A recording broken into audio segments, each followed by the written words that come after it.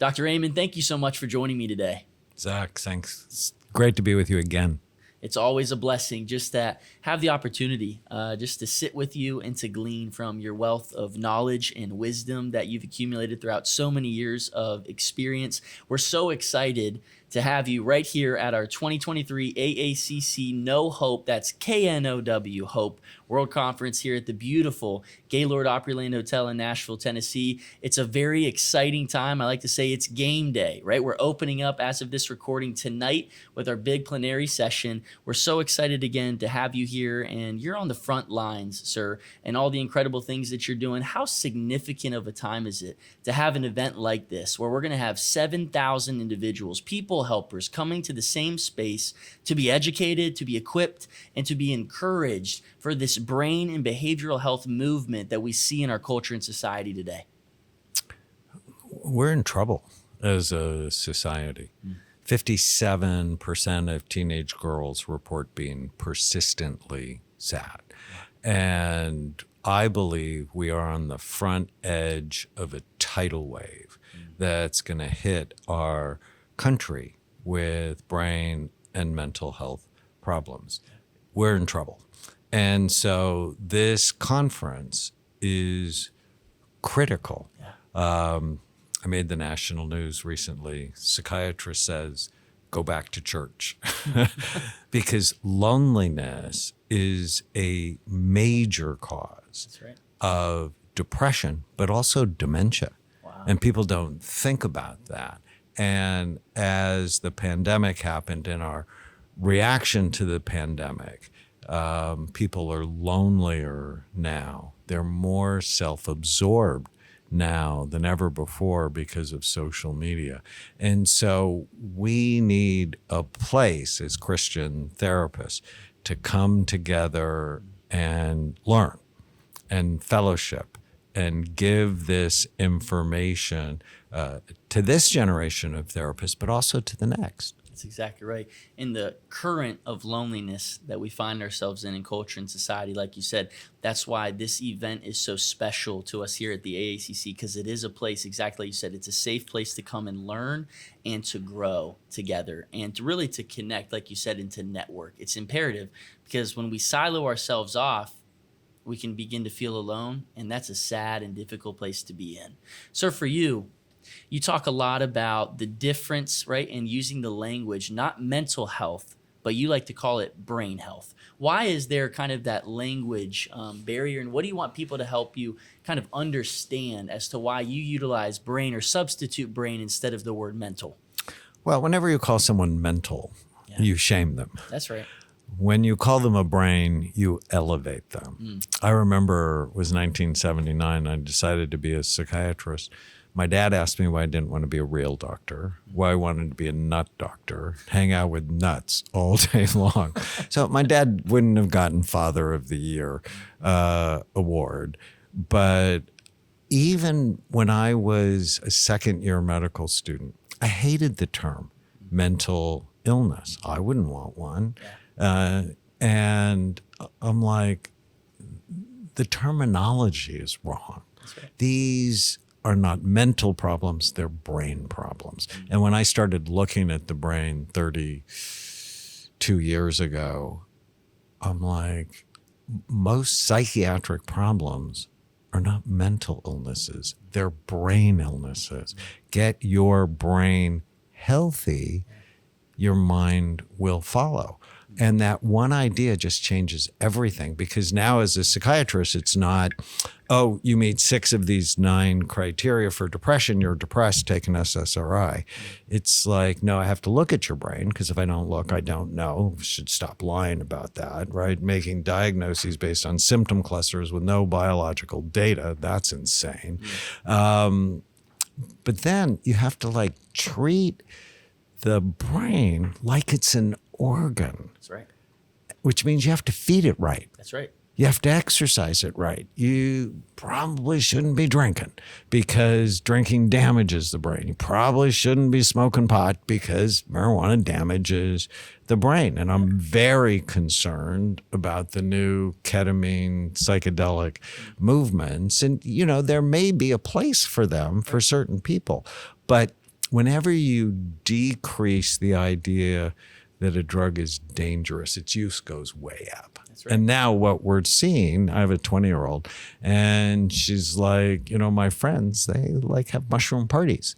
And that's not a good thing. Right.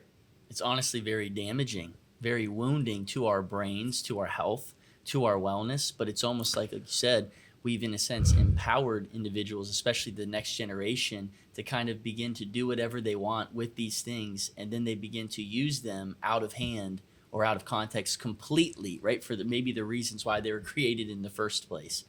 Not too long ago, Time magazine wrote, "Get ready for an era of the brain," stating that new scanning techniques are making it easier to determine how our mind works. And they were right. Dr. Amen, you've been working on the front lines as a pioneering leader, not just the last several years, but really the last several decades on this brain health, this movement that we've been talking about and seeing in our country today. You've done countless what you call Spec scans over the last several years, and I'm interested. Could you help our listeners understand what is a Spec scan? What does it do? What's it used for? But also, what are you seeing as you've done so many over the years? Have you seen any trends or any patterns, especially here recently? So SPECT stands for Single Photon Emission Computed Tomography. It's a nuclear medicine study that looks at blood flow and activity. It looks at how the brain works. It's different from a CAT scan or an MRI. Those look at the structure of the brain. SPECT or PET, which is a cousin, they look at function. So SPECT looks at blood flow and activity. It looks at mitochondrial function. Mitochondria, the energy powerhouses in brain cells.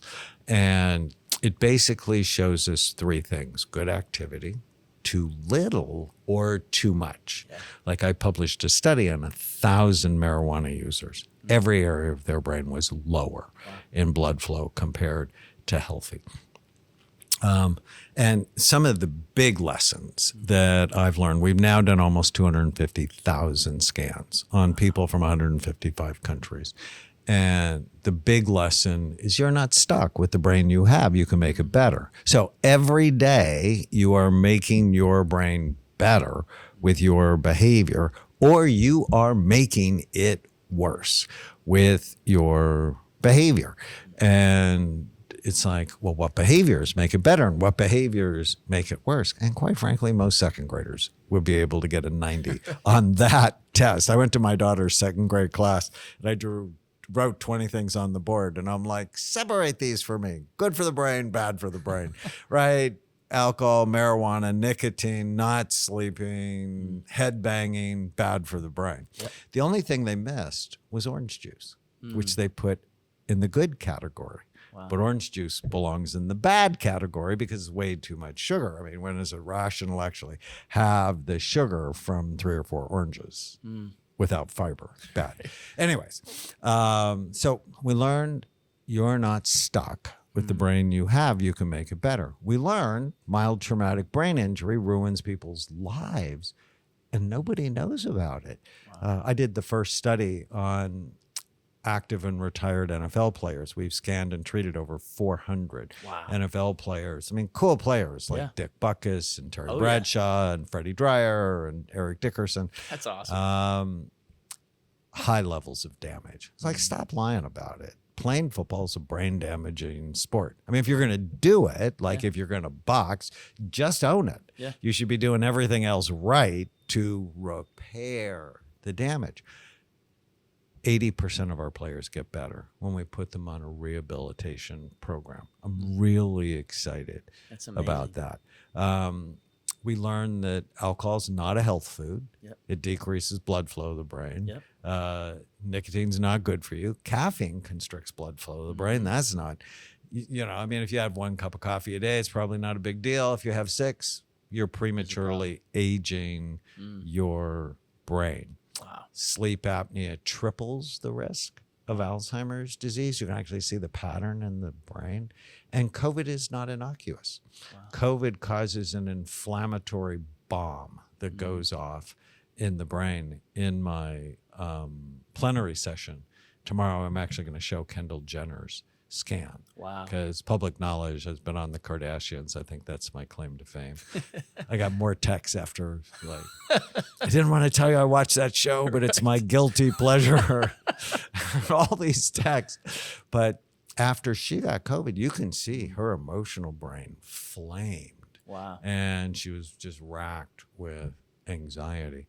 And so infectious disease is a major cause of psychiatric problems. In fact, if you take a map of the United States and you look at the highest incidence of schizophrenia, Northeast, North, Midwest, West Coast, and then overlay the highest incidence of Lyme disease, they're identical.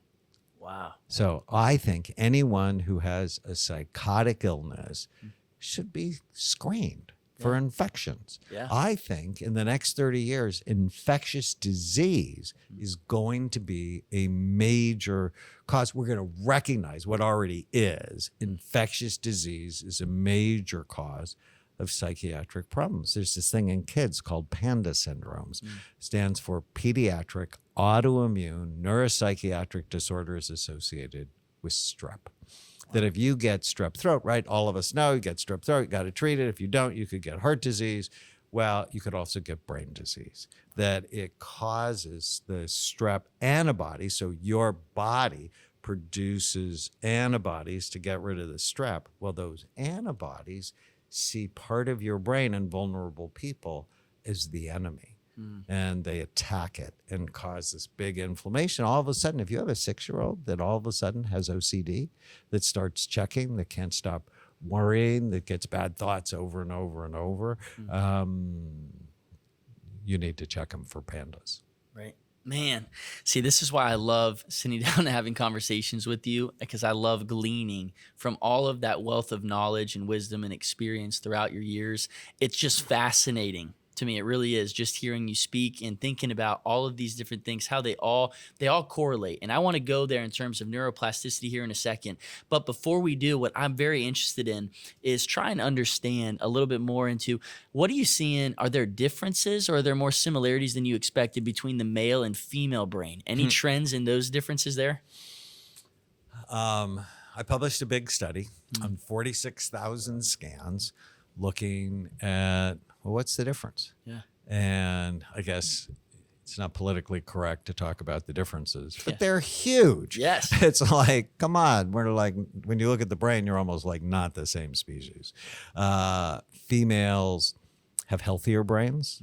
They have busier brains. They have better frontal lobe function, focus, follow through, empathy, impulse control. They have better language activity in the language centers, but they also have better activity. Better maybe is the wrong word. They have more activity in the emotional centers, which is why females are, there's not one society on earth where men are primary caretakers for children. That they're wired for bonding, but that wiring also puts them at twice the risk for depression and anxiety disorders. When you look at the scans, there's a guy who's like, whoa, this is not good. In males, the visual cortex is better, but better for tunnel vision. Women have better peripheral vision. So if you're walking down the street and a guy notices a cute girl, well, he has to turn his head. A woman can notice a cute guy and she doesn't have to turn her head. So the guy gets in trouble, the woman doesn't get in trouble. I call this practical neuroscience. Right. And when a man sees a beautiful woman, his frontal lobes drop in activity, which means he's just more likely to make a bad decision. That stuff's so fascinating. It really is, though. But it's different. And there's one study that showed that women had 52% less serotonin than men did, which puts them at higher risk for worrying, for depression.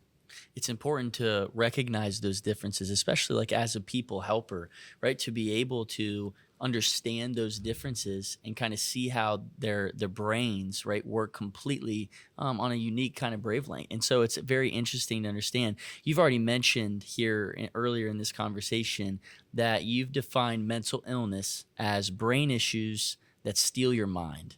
I love that definition. And that really speaks to the mind, brain, body connection, neuroscience, like you talked about. Can you help our listeners kind of understand? It's a big word. A lot of them probably have no idea what that means. But in what ways do the brain, the mind, and the body really influence and impact each other in the trajectory of our lives, our feelings, our emotions, our thoughts, all of those things? So I think, and I learned this at ORU when I went to medical school, I always think of my patients in four big circles. The biological circle, so think of brain and body. Yeah. The psychological circle, your mind. But there's also a social circle, how we get along, what's going on in our lives, our society. And a spiritual circle, which is why the heck do you care? You know, what is your sense of meaning and purpose? What's your relationship with God, with the planet, with the past, and with the future? Then I can put my patients in context. And illness can happen in any of those circles. And health, if you can get all four of those circles working together, you're just much more likely to have a joyful life. Now, when it comes to your mind, well, if your gut's not right, your mind's not right? Because you have 100 trillion bugs in your gut. People get freaked out by that. I'm like, they're your defense force, right? Or when my daughter was 8 and my wife explained her microbiome to her, it's like, you have bugs in your gut. You have to be nice to them. Ew, I have bugs in my gut. No, I don't want bugs in my gut. And she's like, they're like your pets. And that's right. You have to feed them and care for them because these 100 trillion bugs, they make you who you are. They digest your food. They detoxify your body. They make neurotransmitters. They're involved in making hormones. They're just critical. 60% of your immunity is actually in those gut bugs. And so if you had a lot of antibiotics, for example, as a child, because you had a lot of ear infections, or you were under chronic stress, damages the microbiome, and or you ate a lot of foods that have pesticides on them. What do pesticides kill? Bugs. What do antibiotics kill? Bugs. And now, you know, we're eating, if you eat sort of the standard American diet, meat is often raised with hormones and antibiotics. And so it can damage your microbiome. And if it does, you can suffer with lifelong anxiety. So getting your gut right, which means diet, is so important. It is. Probably taking a probiotic, I do every day, is so important to make sure I'm feeding the bugs that care for me. Right? So it's like you have an army, a defense force, but you're feeding them poorly. I'm like, how does that make sense? Right. Although in Iraq, they had unlimited Baskin Robbins, which still irritates me. It's like, you're supposed to feed them well. That's right. You're supposed to feed them because they are protecting us. Yes. Right? But you have to have that sort of same mindset. The same thing's true for your blood vessels. You know, as we age, they get less flexible, they get less pliable, and lower blood flow is associated with all sorts of bad problems, right? Including dementia and depression and fatigue, erectile dysfunction. I mean, you know, I always say you can't talk about this in church, but you have to, because 40% of 40-year-olds have erectile dysfunction. Wow. 70% of 70-year-olds. I'm going to be 70 next year, so this horrifies me. But it doesn't have to be that way. I always tell the guys, you know, you get on my program, your love life's going to be better. That's right. Because it's all about blood flow. That's right. If you have blood flow problems anywhere, think erectile dysfunction, you have blood flow problems everywhere. That's right. And so getting the right amount of exercise, Absolutely essential. Mm-hmm. Staying away from things that steal blood flow, alcohol, marijuana, being overweight. We talk about that. I have a mnemonic called Bright Minds. You want to keep your brain healthy or rescue it?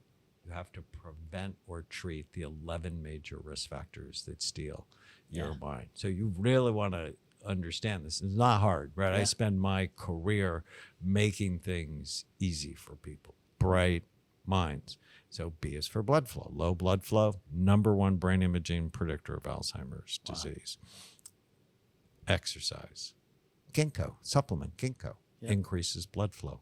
Beets, oregano, cayenne pepper, cinnamon, all increase blood flow. And for each of these risk factors, okay, how do I know if I have it? And what do I do about it? If you have erectile dysfunction, you have low blood flow in your brain. The R is retirement and aging. The older you get, the more serious you need to be. The number one risk factor for Alzheimer's disease is your age. And it starts in the brain decades before you have any symptoms. So interesting. That's horrifying. That is horrifying. So you don't want to wait until you're 50 and losing words to get serious about brain health. And loneliness is in the retirement and aging section. The I is inflammation. And now after the pandemic, everybody understands inflammation. It's bad. It prematurely ages you.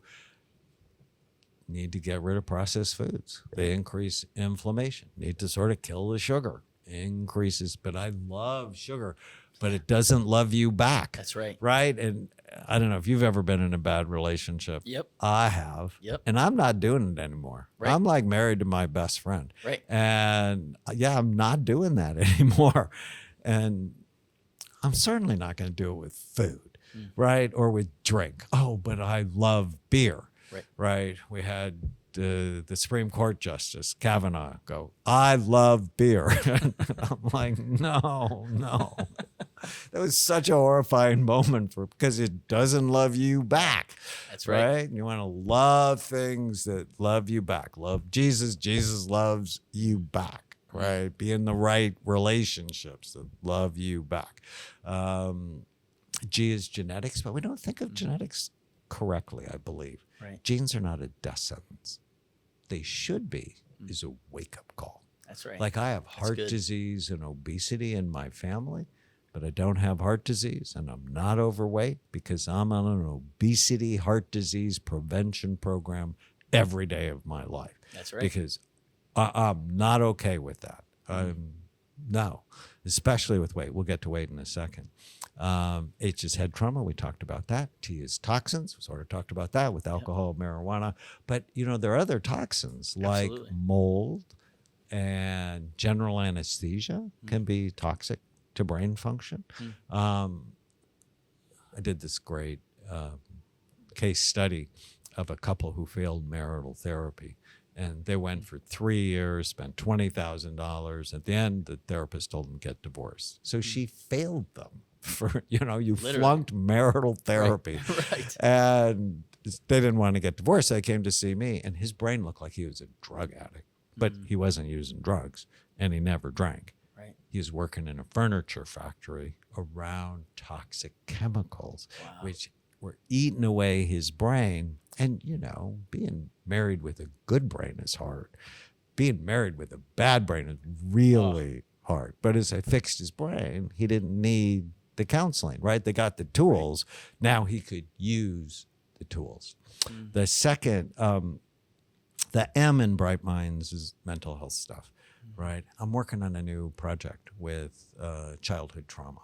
So we've given about 15,000 people the ACE questionnaire, Adverse Childhood Experiences, and it changes your brain. Childhood trauma changes your brain. Now you can change it back. My wife grew up in a traumatic environment. It's on a scale of 0 to 10. 0 is no trauma, 10 is you got everything in the book. Well, she's an 8. Wow. And we adopted our 2 nieces who are both 9s. And our daughter's a 1. Wow. And that's the point. Yeah. Right? That's the whole point. Literally. 8 to 1. Right. It's like manage your trauma so you don't have to gift it to your children. The second I is immunity and infections. We talked about that. Then there's neurohormone disorders. Young men have lower testosterone, and it's just continuing to get lower and lower. There's actually a bill, and I think it's on Gavin Newsom's desk, about banning toxic substances from products. Yeah. Like, we're going to get rid of Skittles and Sour Patch Kids? Absolutely.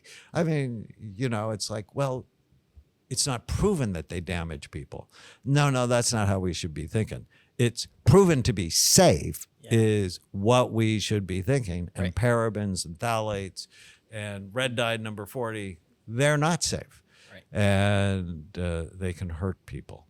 So want to get rid of hormone disruptors, right? I mean, we've seen all of this gender confusion and low testosterone levels. Absolutely. So could hormone disruptors be part of this gender confusion discussion? Yeah. That, I mean, yes, it can be the devil. Right. It can be. But it could also be we're poisoning our children. And then D is diabetes, probably the worst of all of them. If you're overweight or have high blood sugar, pre-diabetic, diabetic, overweight or obese, I published 3 studies on 33,000 people showing as your weight goes up, the size and function of your brain goes down, which should just scare the fat off anyone. Yeah. And like, I'd always been a bit chubby. I have obesity in my family. And in 2009, I read the first article suggesting that, which is what triggered my research. And I lost 20 pounds. I'm like, no. We are not doing that. Right. No. And so eating right. I mean, of course you have to eat enough, but you just got to eat the right things. Got to eat things you love that love you back. If you want a good brain, if you want a good mind, if you want joy, yes, you got to be healthy, physically healthy.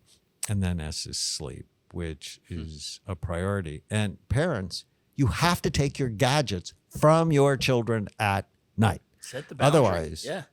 Otherwise, they're addictive. They're meant to be addictive. That's right. Right? I mean, Facebook's not your friend, right? It connects all your friends, but Facebook is not your friend. They're part of the evil ruler class. In my book, The End of Mental Illness, I wrote, if I was an evil ruler and I wanted to create mental illness, what would I do? I'd give kids addictive gadgets and then not supervise them properly.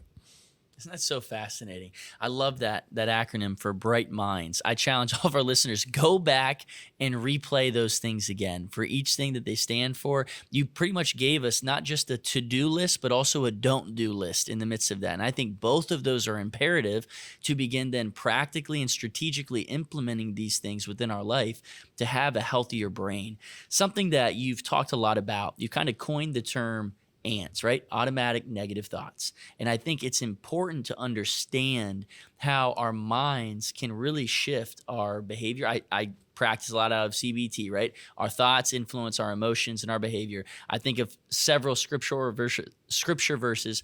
Proverbs 23:7, as a man thinketh in his heart, so is he. I think of Philippians 4:8, right? Whatever is true, noble, just, pure, lovely, if anything is excellent or praiseworthy, think on these things. How influential can our thoughts be, not just on our brain, but also how can our brain then influence our thoughts?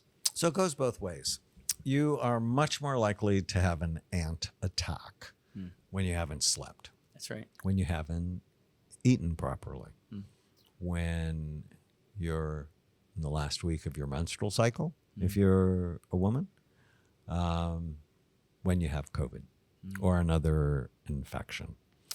We live in a society of undisciplined thinkers. Yeah. We are living in an ant-infested world, which is why you have to turn off the news, because the news is not really the news. The news is meant to scare you and keep your eyeballs there as long as possible so they can sell you more underwear. And so turn off the news. And then we have to discipline our minds Be transformed by the renewing of your mind. Yes. Then you can test it to see if it fits God's good, perfect, and pleasing will. A lot of people don't quote the second half of Romans 12:2. Be transformed by the renewing of your mind.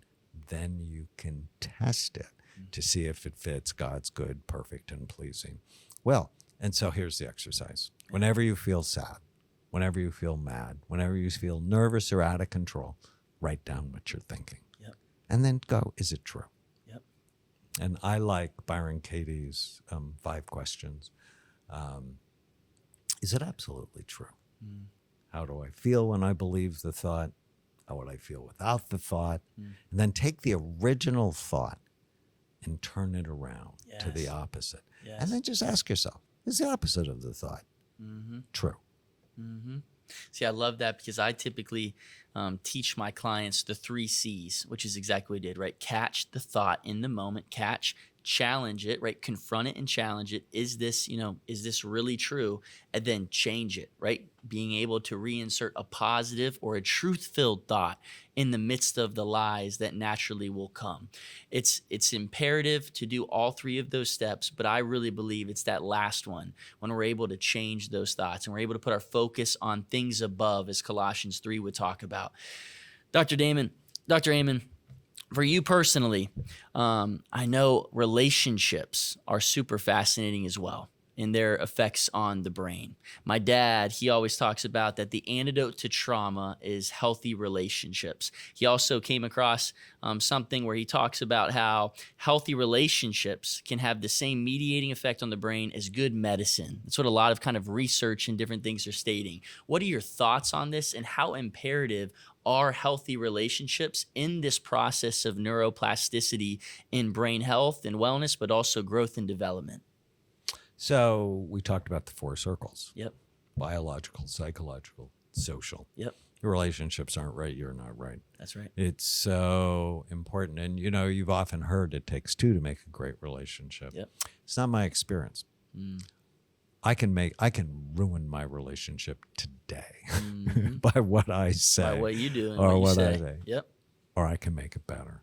And when I take 100% responsibility for my behavior, and the relationship's going to be better, right? I mean, not always, but I know I am powerful. Yeah. And I have a fun story. So I just filmed my 18th public television special. I love it. It's crazy. But I tell this story. I'm seeing this girl named Jessica.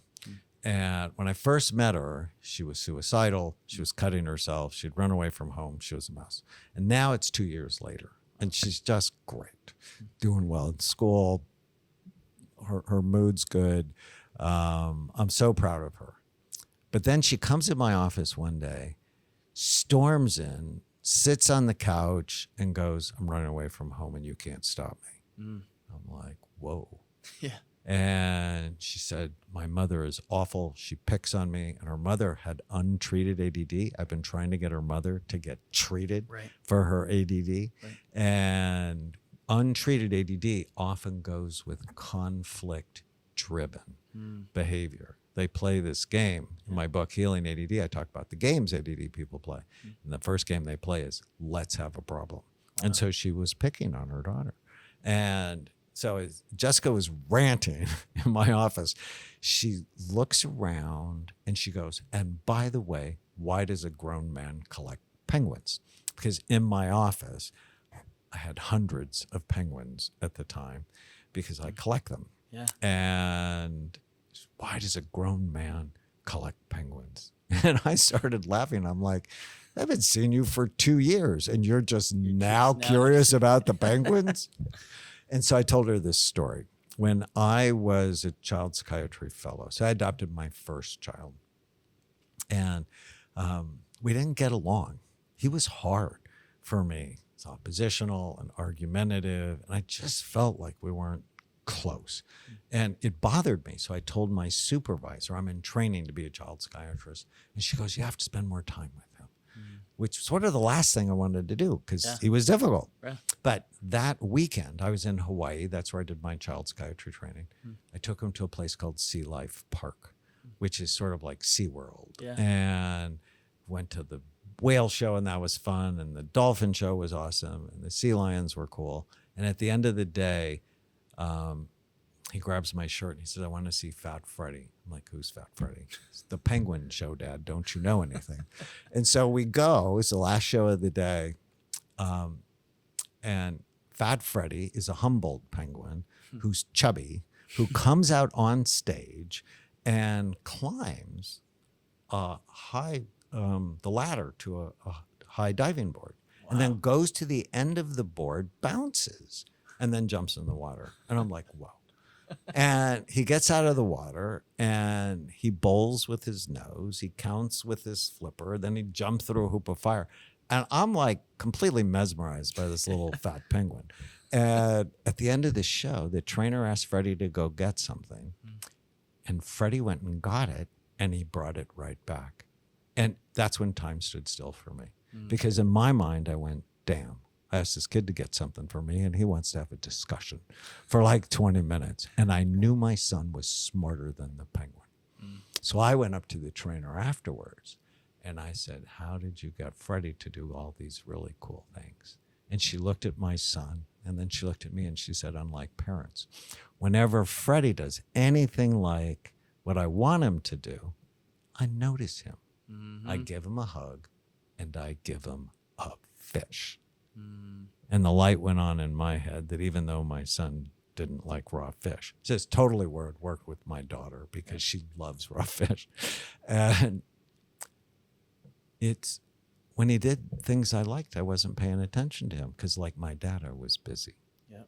And when he didn't do what I wanted him to do, I gave him a lot All of over attention. Yep. And as I finished telling Jessica the story, I said, I just had this really crazy idea. You probably don't want to hear it. So if you're working with people that are oppositional, lead with that. Yeah. You probably don't want to hear it because then they have to hear it. They have to hear it. And she goes, what? I said, what if we shape the behavior of your mother? She goes, I'm listening.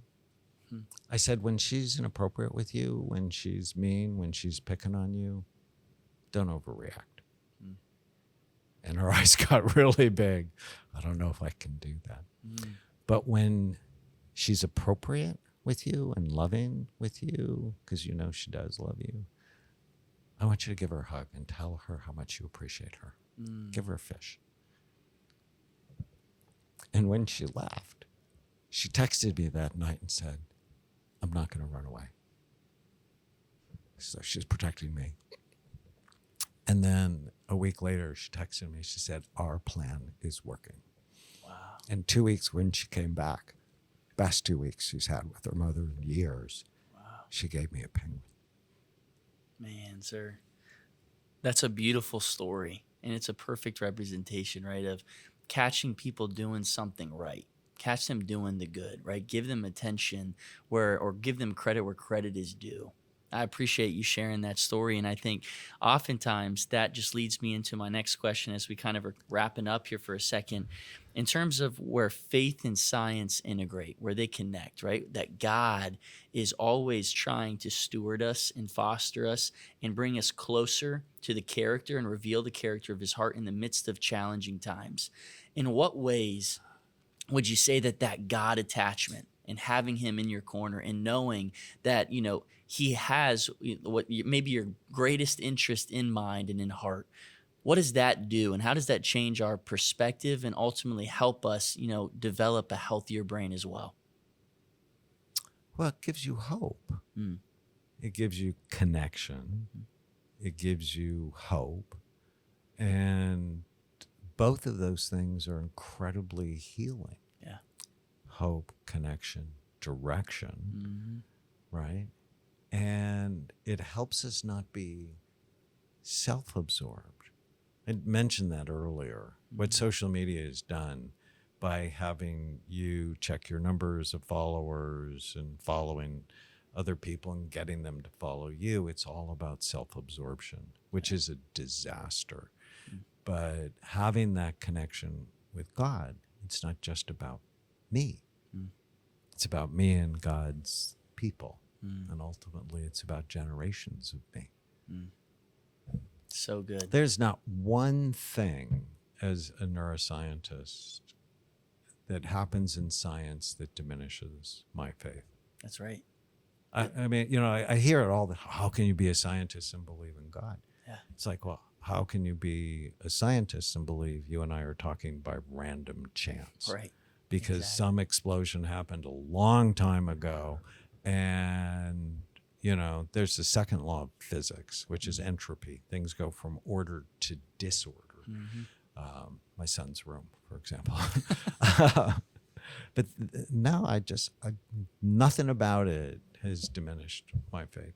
Wow. It's amazing, like you said, how science always backs the scriptures. I've never come up against anything in science or research or seen anything that's been written that wasn't backing of those things as well. So I'm thankful that you were willing to share that with us today. How we always like to close here, sir, on the podcast is by giving our guests just the space in the room and the opportunity to share a word, a pressing word that God has placed on their heart for such a time as this.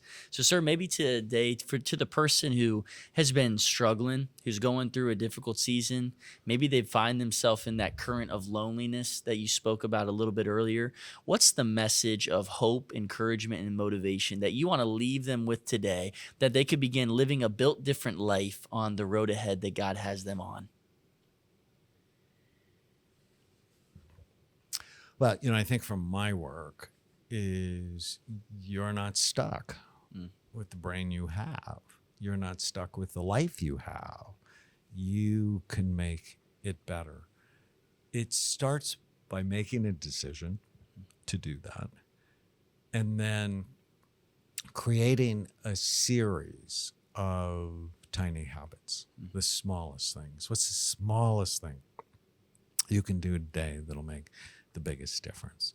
And let me just give them one of mine that I do every day. Yeah. When I go to bed at night, like, you want to have a good day better day tomorrow, go to bed earlier tonight. So, That's right. Because when you go to sleep, your brain cleans and washes itself. But when I go to bed, I say a prayer, and then I go, what went well today? I actually go on a treasure hunt, looking for even the smallest things. Like, I love butterflies and hummingbirds, and where I live, I have butterflies and hummingbirds. And so I will start when I woke up and go hour by hour looking for what I liked about my life. And it's such a special time. And my dad died about 3.5 years ago. And even the day my dad died, I'd been doing it for 10 years. I'm like, seriously, we're doing this today? But because it's my habit, and this is the point. Bad habits are good habits. They take the same amount of energy. They take the same amount of neural wiring, right? When you let your brain do something and then do it again and again, your brain's going to continue that process. Why addictions were such a problem. What went well? And the day he died was the most awful day of my life, I think. Yeah. Awful. There's a hysterical interaction between my mom and the police officer. It was hysterical. And then I got hundreds of texts from my friends. And then I remember holding his hand, which was so soft, before they took him away. And then I went to sleep. Because I practice these things in the okay times, in the good times, I can have access to them in the bad times. That's so good. Practicing these things in the okay times. So when the difficult times arise, right, they're just a habit. It's just second nature. It's just what you do. I've always heard where your energy goes, where your focus goes is where your energy flows, right? You being able to focus on that act of gratitude. I've seen research that's even stated that it's impossible to be grateful and stressed at the same time because of the dopamine and the serotonin levels that flood and rush our brain. And so, sir, as you know, we close, I wanted to also give you the opportunity just to share one of your brand new resources. You have a new book out this year titled Change Your Brain Every Day, Simple Daily Practices to Strengthen Your Mind, Memory, Moods, Focus, Energy, Habits, and Relationships. You've unpacked a lot of that stuff for us today, but where can our listeners and viewers go specifically to find more out about you, all the incredible work that you're doing, and even buy that invaluable resource? So then get the book anywhere great books are sold. And it's great to build those habits because it's 366 short essays on the most important things I've ever said. And so sort of like a devotional to the brain. Yep. Or they can go to amenclinics.com, amen like the last word in a prayer, clinics.com. They can learn. We have 11 clinics around the country that would be honored to serve you. I challenge all of our listeners and viewers to go and do that today because Dr. Amen is truly such a blessing. Sir, from all of us here, on behalf of the entire American Association of Christian Counselors staff, I just wanted to thank you for all that you do, your service to our profession, your service to our Lord and Savior Jesus Christ, and we're just thankful that you're here with us at such a time as this. So Dr. Amen, thank you for your time on our show today. Exactly.